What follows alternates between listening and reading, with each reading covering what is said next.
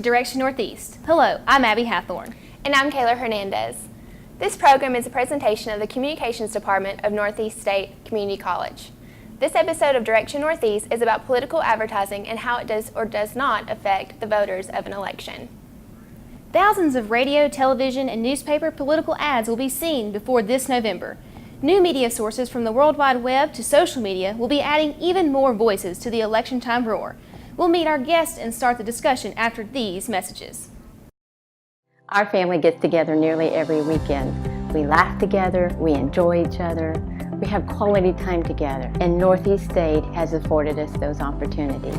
I'm a graduate of Northeast State, and my husband's a graduate of Northeast State, and both of our children chose to go to Northeast State. And I think it's because it provided us with an affordable, quality education, and it was a wonderful experience. I'm Susan Graybill, and our whole family got our start at Northeast State. Our guests for today are longtime observers of elections and the advertising that is used. First is Chairman of East Tennessee State University Mass Communications Department, Dr. Stephen Marshall. To his left is Assistant Professor of Speech from Northeast State, Mr. Johnny Bragg. Gentlemen, welcome to Direction Northeast. Thank you. Thanks. To start out, Dr. Steve Marshall, it seems that research shows that younger electoral voters are going to social media and going to the internet to find their political information. Do you think this will have a positive or a negative effect in November? Well, I think it has a lot of, to say it has a positive or negative depends on the message. And what you see nowadays are a lot more people being able to communicate with each other and being able to put messages out there that are more consumer or from the personalized from people's personal perspectives and participate in the message. And so as strategic communicators, we're focused on really trying to understand what are people saying. And if I'm working for a particular type of candidate, I want to try to be able to understand what that message is and then also be able to be reactive to it in a way that's positive for my candidate. Now, Dr. Marshall, why would you say that most millennials tend to go to social media and random websites instead of going to a news source or watching television to get their information about politics? I think it is a lot of most millennials, but I think it's a lot of just people in general. I mean, social media now has kind of diffused in the sense of it's not something that's so new, and it's part of all of our daily lives. And so we're going to social media not only to learn about candidates, but to learn about all kinds of different hobbies and interests, and to participate with the brands that we like. And we have to really understand that the way these candidates operate is they operate as a brand. And they try to figure out what is my central promise that I want to give to folks that I want to vote for me, and then I want to form conversations and try to influence those conversations around that. So I think it's the fact that the candidates are moving into that space more so than the other way, because that's the space where people are, and you want to be into where people's habits are. If you wake up in the morning and you roll over and you grab your phone, like most millennials do, right? Absolutely. Okay, so you wake up in the morning. So we can't change that habit. We need to be in that space, right? And I think that's what you're seeing more so. Now, Mr. Bragg, whenever you're looking at how political ads are portrayed, not only on the internet but also in other medias, a lot of them seem to be more aggressive rather than rational, so they're appealing to the senses. Why do you think that we've gone more of an emotional route with that? I think it's because in the current climate we're moving away from logic, we're moving away from ration, we're moving towards more of feelings and those sorts of things. There's new research that came out a couple years ago about that there will never be a bald man elected president. There's an algorithm that describes, based on the hairline of either a male or female candidate, how high they will go into political office, which as a bald man I find that fascinating. But the idea is how we feel about candidates. Today candidates are turning into, they're more celebrities than maybe political people. They're turning into rock stars. Yeah. Now, Mr. Bragg, as we grow in social media and how it's becoming more of a common thing, do you think that will have a strategic output on the older community, or do you think the millennials will just grow and it will keep going as a process? Help me understand the question. Will we continue into the social media? Well, the social media is more for millennials. Now the older, the 40 and plus, do you think that has an aspect on how they see the election and how we can reach them? My guess is it's blended. I had a conversation with a colleague just this morning, and his comment was, in his classes, and I've seen it in my classes this semester as well, that if you ask a student about a candidate, they give you one sentence, one blurb, something that's even tweetable, 42 characters, and everything they know about that candidate is within one sentence. Whereas sitting down with my parents last night at dinner, they can, it's on and on about this candidate, that candidate, and it's just much more information. Where are we going in the future? I don't know, but I doubt we're going to be talking, 20 years from now, more and more and more. I'd say it'll get less and less to where it's a visual icon or a visual representation. Obama's entire campaign came down to hope. Trump today has one that's an entire sentence, "Make America Great Again," but it's still, you're refining an entire candidate, which is impossible to do, an entire person, down to one sentence, and I think we're going to see more of that. And really that goes back to this idea of brands, right? So we always think about brand promises and things that we're trying to communicate as a product or a service, even an idea. I mean, you can go back and you can look at the Truth campaign as a brand. It was an anti-smoking campaign. Just say no. Yeah, and exactly, right? So candidates are leveraging this idea of, and this is not a new concept, but I think we see it more and more nowadays because of the battle for sound bites and the battle for those little pieces and memes and different things, right? So that we can share. That you are focused, that they're focused on building themselves as a brand with just those key promise points that they keep on reiterating. I also want to mention, I kind of want to jump in on the social media thing here for a second. I think the social media is not so just millennials. I think it depends on what group you're talking about, right? So you can get into boomers who are now, one of the biggest growth areas of Facebook is boomers. And boomers are now really focusing, they're connecting with old friends and connecting and seeing old friends' kids and families and grandkids and all this stuff. Whereas the folks who are, that now not millennials, Generation Z or whatever you want to call them, their social media, they may have a Facebook profile, but they're not necessarily as active. And so they're in different spaces. So social media is kind of this big umbrella that covers a lot of different one-to-one messaging, different types of apps that are out there, different types of styles of communication, and also your Twitter and your Facebook and your Snapchat, those things too. But we see this whole movement in social media of personalizing, and different groups are using different media. Now, on that topic, Dr. Steve Marshall, how do political campaigns necessarily go into that social aspect of marketing? How do they pick Facebook over Twitter and so forth? They're leading with who they want to have a conversation with, right? And so the thing that you think about with social media, any of these social media that we talk about, you can be very targeted. So you can deliver your message to very specific people, and you can also time that message based on what you want it to say. And so they're really looking at it in terms of not going, we need to be in Facebook because we need to be in Facebook. They say, we need to be in Facebook because this is the outcome that we want. We want to be able to talk with these certain people, and we want them to have this particular perspective. And so we're going to use that as a road to get there. So it's not just about we need to be on Twitter to do this or that. We see a lot of that with the presidential candidates. They're talking to each other in Twitter, on Twitter, and that's really helpful for everybody's brand, because people start to follow them, and then as Trump or Ted Cruz or whoever trades these punches with each other in the Twitter sphere, whatever, they're growing followers, because those folks they're tuning in to see what's going to be said next. But at the same time, both of those folks, once you're a part of that clan, being a follower, now I can also send you messages that I want to send you that are specific to my goals. Does that make sense?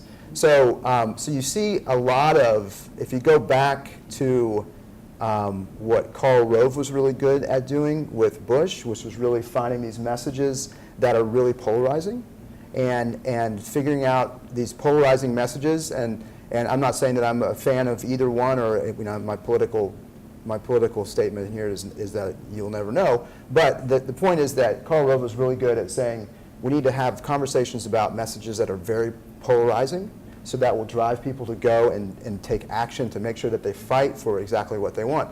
Obama did the same thing, but Obama was very good at taking that message and then delivering it to very segmented audiences via social media.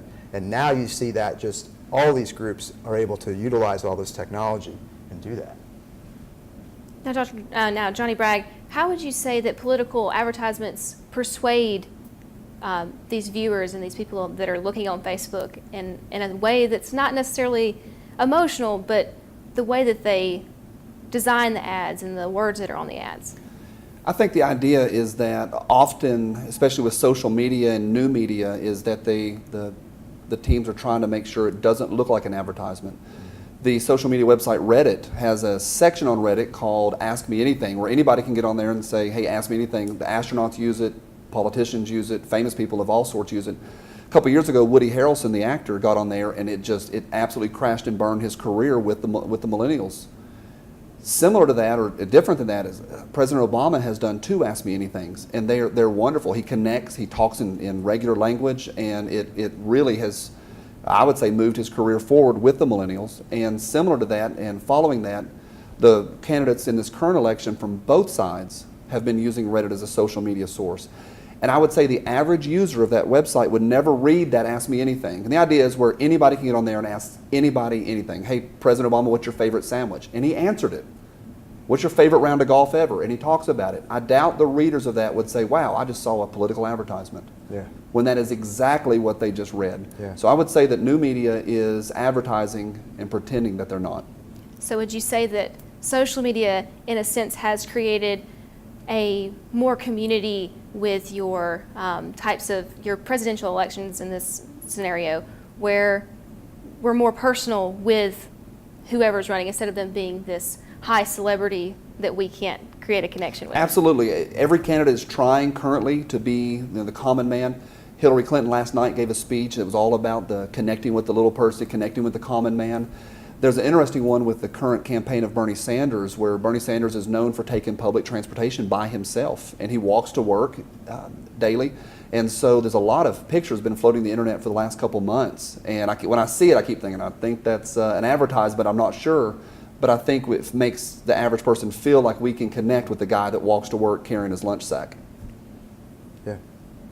Now, something that's, Dr. Bragg, something that's gone to everything, all the social medias, is the hashtag. Now, we're seeing longer with Trump's Make America Better Again, and even Obama's Hope. Do you think that the wording, the one word, is good, or do you think we should go on to have a full sentence? I think I am, at 42 years old, entirely too old to answer that question because it's like trying to read a language that I'm not invited to participate in. You know, there's language and words and conversations that are taking place out there that I'm not privy to. I may, as an outside observer, be able to explain it. I can tell you which theory they're using and be able to talk about those things, but I'm not actually part of that conversation. So my answer to that question is I think I'm too old to answer it. Do you think that will hurt the candidates later? I don't. I think the idea that we mentioned a moment ago is being able to take a candidate and make them an icon will not. Love him or hate him, Trump's hair is an icon at this moment. Yeah. And we were talking in class yesterday, and they kept asking me, hey, Bragg, what do you think? Are you red? Are you blue? Are you Tea Party? Are you Green Party? What party are you? I said, I'm just going to say this. I think the icon of Trump is hysterical and fun, and it makes the entire, I hope he stays until the very end because it's more fun, because he is a caricature on some level. Similarly, I think Bernie Sanders is a caricature in his own way. So yeah, and I think being able to summarize in a simple hashtag, hope, make America great again, I think it does help. You have to really understand what you're going to use a hashtag for, right? So from a strategic standpoint, a hashtag is supposed to capture a conversation, right? And it's supposed to invite people in to see what a conversation, other people that may not know these folks, but they're all interested in the same concept. You know, it's laughable sometimes, and I'm right there with you, you know, because I'll have friends that will create these hashtags, and I'll look at it and I'm like, you made that up, and you click on it, and there's no conversation because you don't really know what a hashtag is for, you know? And I'm not sitting here saying that I'm Mr. Hashtag, but you have to know what is the conversation that you're about. When I talk to clients about creating hashtags, it's about having a conversation about one particular thing. You should not have 10 or 15 or sometimes even 3 hashtags for something because you're fragmenting the conversation. If it's all very similar, you're fragmenting the conversation. So hashtagging these things like hope or those kinds of things, now you're telling people, hey, we're having a conversation here about this one topic, and so come participate in this conversation, and you're going to be brought into the conversation with the hashtag, right? And so that's really how those things should be used. Now, Dr. Marshall, you work a lot with strategic marketing and measuring how things work as far as like effectiveness. Yep. How would you say that political advertisements are measuring their effectiveness with so many different age groups and so many different medias out there? The same exact way that brands do. I mean, exactly the same way. You're trying to figure out awareness, knowledge, liking, preference, conviction, and purchase. So you have a conversion funnel, you know, we call it. And so the very top of that is awareness. You can't have knowledge about something unless you're aware of something, right? And so measuring based on those different things, and we have ways that we can measure how much does somebody know about something. And it's not just how much does somebody know, but what is it that their knowledge is. You know, is it correct in what they think? Do we need to answer that? You know, one of the things, this isn't a political ad, but one of the things of the ad that I think really is a good example of what I'm talking about, which hasn't been necessarily, the whole campaign hasn't been very successful, is from what I've read in the Wall Street Journal, but Oprah has these Weight Watchers, right? Weight Watchers. And her whole thing is, I love bread. I love bread. I love bread. You know, she keeps saying it, right? And she's saying it because she's going, look, if you're going to diet, you can still eat bread. You know, you don't have to cut out bread. You don't have to be, you don't have to go on the Greek or whatever the diets are. You know, you can eat bread, and you can do it with Weight Watchers. You know, and so that was really, to me, as somebody that's a strategic communicator, that told me that that's something that has resonated in the research that they've done in terms of knowledge, and that they needed to make sure that people knew that bread's still friendly to the diet, right? And so when you go down that funnel, in terms of a political candidate, it's the conversion or the purchase is the vote, right? And so it's trying to figure out. Oftentimes with brands, we'll ask, how likely are you to buy this the next time you're in the store? Well, with candidates, we're going to say, well, how likely are you to vote for this particular candidate? Or who are you likely to vote for? You know, some of the political polling things that I've been paid to do, that's the kind of stuff that we look at. We try to understand what is the knowledge and the awareness and the knowledge of particular people, especially if people are just trying to decide if they want to run. You know, what's their awareness, you know, of them as a brand? And then moving from that, going and looking at what's the likelihood that you're going to vote for this person based on this message. The more you know, then the more, as somebody that's being a strategic communicator, you know what are the pain points or what are people concerned about, and then figuring out what are the opportunities to answer those. Now, Dr. Marshall, would you say that traditional media, such as like television commercials, are still a prominent role, or do you think things are going more social with this year's election? No, I think it's both. Yeah, I think it's both, because television is still an amazing way to reach a very wide audience, and also activate the voting. As much as we like to talk about millennials and millennials voting, who are the main voters? Who do you guys think the main voters are? I mean, are they the 18-year-olds? No, not at all. They're not even close. They're not, right? And so we're still in a space where we have to have a nice, what we call, media mix that's going to be able to have touch points with all these different audiences. So television is still a very important space, and if you look at advertising spending overall, you can see that. Now, touching on television, in previous years, you couldn't go down the road without seeing everybody's candidate in their front yard as a poster or even a big billboard. Now, Dr. Marshall, do you think that since that's going down, it's because of social media? Perhaps, but I don't know if has it gone down? I don't know if it's gone down. I mean, you're I, talking about, I'm seeing signs. you mean signage gone down? Right. I mean, there's still signage, but it's not in everybody's yard. Usually there's like 2 or 3 in everyone's yard, and now it's gone down. Do you think that that's because of the social media reach, that you can reach more people on one Facebook post? I don't know that to be true. I think that I think we will see a lot more signage when we get to a general election.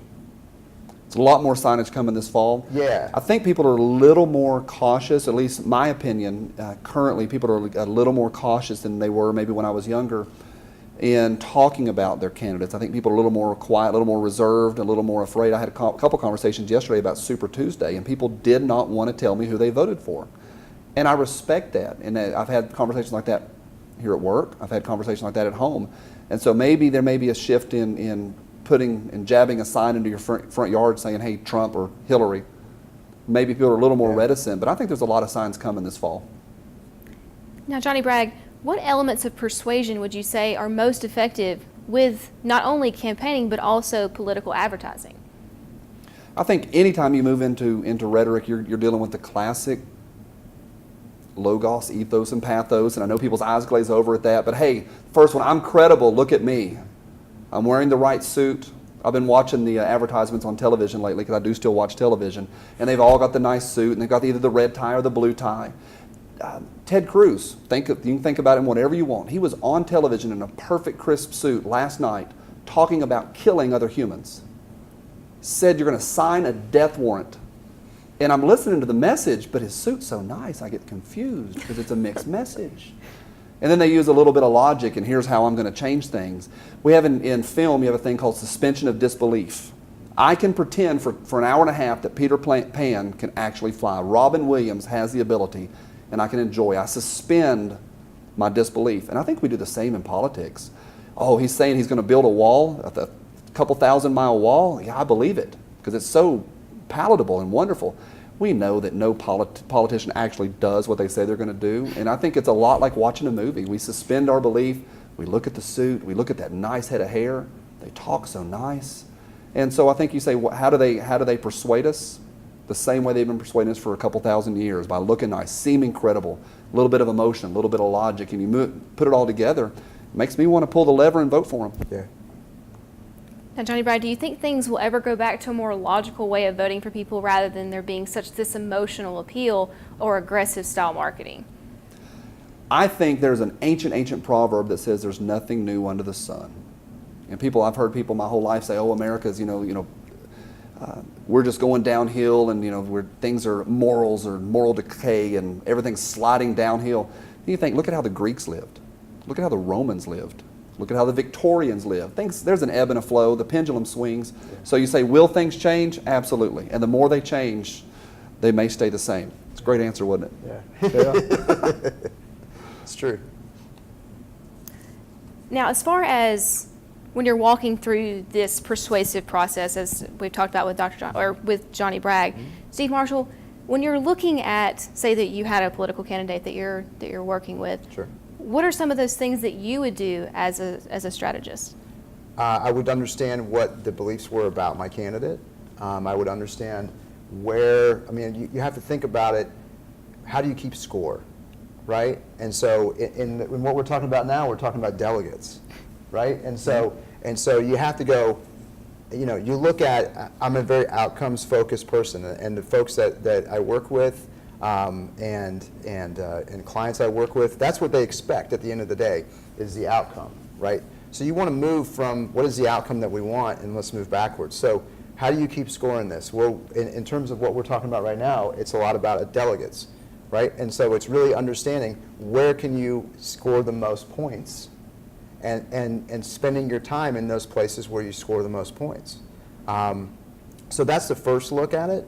And then based on that, trying to understand what are the care-abouts that people have, and how does my candidate answer those care-abouts, and is my candidate the right candidate? And again, it goes back to the same thing you would do with any kind of brand, right? So any kind of service or any kind of product or idea, you're trying to figure out what is the value proposition, and how does this value proposition make somebody decide to pull that lever and make somebody be an advocate, even more important, an advocate, a voice to amplify the message. That's one thing I think all these candidates are doing quite a bit.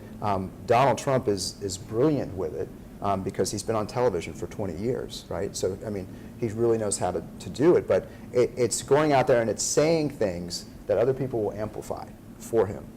And so he's spending, these folks are spending millions and millions of dollars on advertising, but what we are often measuring at the end of the day is how much amplification did we get off of that. So when he is on a particular show, or any of these candidates are on a show and they say something that's provocative or emotional, then how many people are talking about that?